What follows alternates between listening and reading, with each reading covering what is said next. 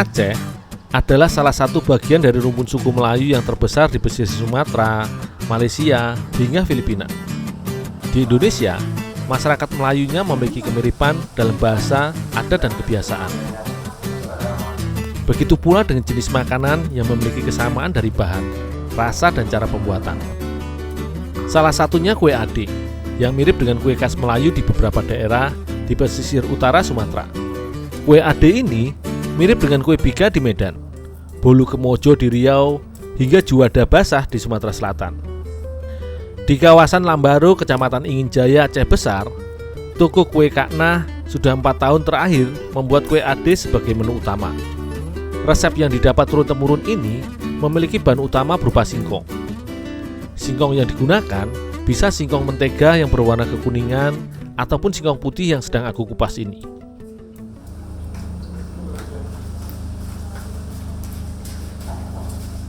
Di sini dalam sehari bisa menghabiskan ratusan kilogram singkong untuk bahan baku. Singkong adalah salah satu bahan pangan yang banyak digunakan sebagai bahan pembuat beberapa jenis kue tradisional yang kaya karbohidrat. Mudahnya untuk mendapatkan singkong menjadikan alasan kenapa singkong banyak digunakan sebagai bahan baku pembuat kue. Selain tinggi kalori, umbi singkong juga rendah lemak, bebas gluten, dan kaya protein. Ini sangat baik bagi penderita penyakit keliak yang bermasalah pada usus halusnya.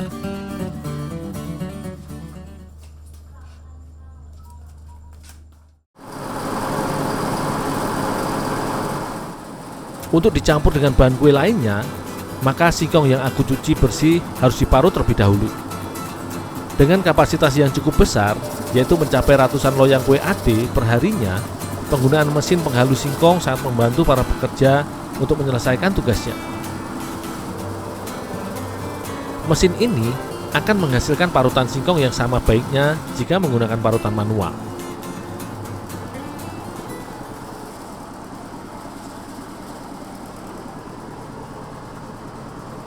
Hasil singkong parut ini juga menyisakan sisa serat dari bagian tengah singkong yang masih tercampur dengan umbi halusnya.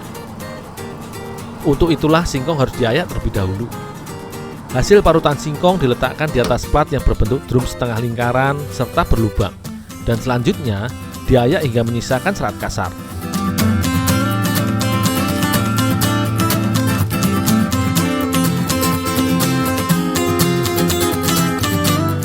Setelah itu, barulah parutan singkong yang sudah halus dan bersih dari serat ini ditiriskan sebentar untuk menghilangkan kandungan airnya.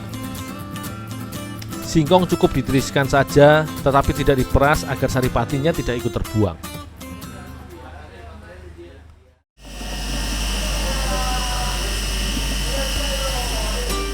Hasil kelapa parut diperas dengan mesin untuk mengambil air santannya. Khusus untuk campuran kue ade, santan yang dibutuhkan adalah santan encer.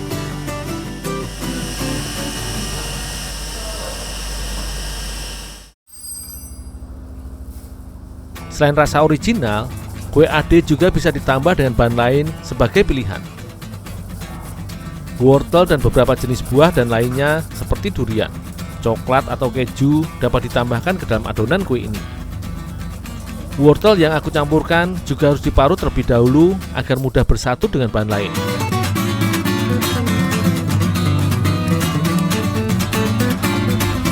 Adonan kue ade dibuat per loyang yang diaduk di dalam baskom terpisah. Satu baskom akan diisi bahan berupa 900 gram singkong, 2 butir telur, dan 400 gram gula.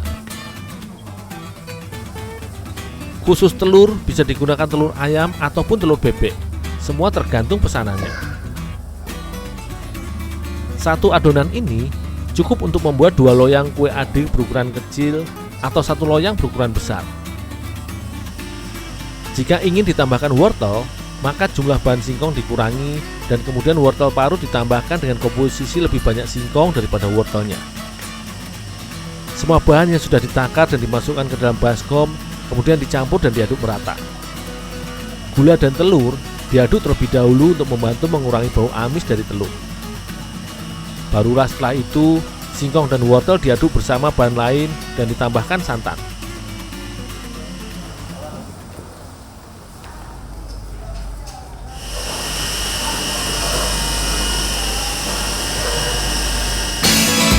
Selain sebagai penambah rasa gurih, santan juga berguna sebagai pemberi aroma. Satu baskom adonan kue ade singkong diberi 5 hingga 7 centong air santan.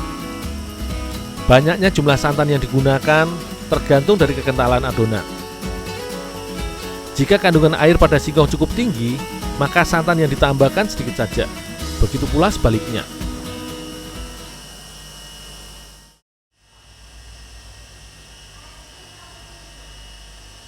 Adonan kue ade yang sudah jadi, selanjutnya siap dimasak di dalam oven. Adonan dituang ke dalam loyang yang sudah diberi minyak sayur untuk menjaga agar adonan tidak lengket ke dalam loyang. Selain kue ade yang terbuat dari singkong dengan campuran wortel atau jenis buah lainnya, ada pula kue ade yang terbuat dari tepung. Untuk adonan kue ade tepung ini memiliki warna hijau yang berasal dari sari daun pandan. Selain itu, pada loyangnya ditambahkan irisan bawang yang di oven sebentar.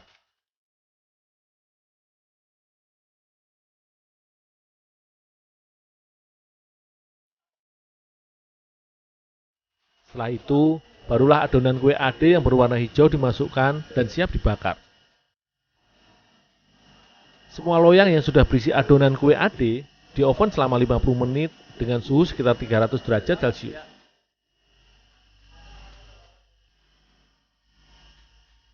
Satu oven berisi 8 loyang besar atau 16 loyang kecil kue ade.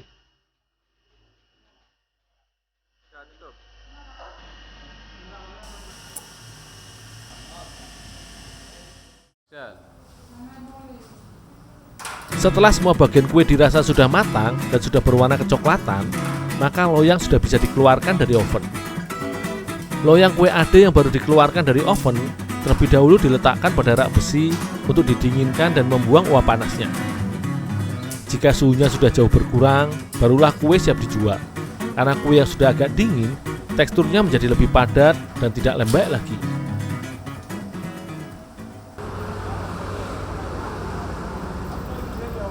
Sebelum dibeli pelanggan, kue tetap diletakkan di dalam loyang.